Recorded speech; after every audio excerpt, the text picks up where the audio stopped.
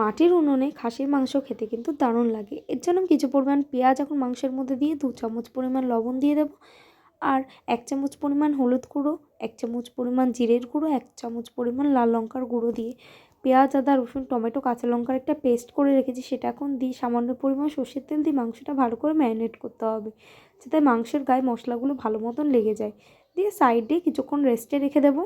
আর কড়াইয়ের মধ্যে সর্ষের তেল দিয়ে আমি নতুন আলু নিয়েছি, ভালো করে কেটে ধুয়ে পরিষ্কার করে দিয়েছি, সেটা এখন ভাজা ভাজা করে নেব।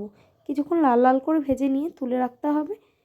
তুলে রাখার পর ওই তেলের মধ্যেই সামান্য পরিমাণ আমি চিনি দিয়ে দেবো, দিয়ে নাড়াচাড়া করতে হবে, দিয়ে মাংসটা দিয়ে দিতে হবে। দিয়ে কিছুক্ষণ নাড়াচাড়া করার পরে এর মধ্যে আমি 1 চামচ পরিমাণ ধনের গুঁড়ো, 1 চামচ পরিমাণ লাল কাশ্মীরি লঙ্কার গুঁড়ো দিয়ে ভালো করে কষিয়ে নেব। এটা কিন্তু অনেকক্ষণ ধরেই কষাতে হবে, যেহেতু খাসির মাংস, এটা কিছুক্ষণ ধরে ঢেকে ঢেকে কষাতে হবে। আর মাঝে মাঝে ঢাকনা তুলে নেড়ে দিতে হবে, আর আস্তে আঁচে রান্নাটা করতে হবে যাতে ধরে না লাগে। এর মধ্যে এখন আমি আলুগুলো অ্যাড করে দেবো।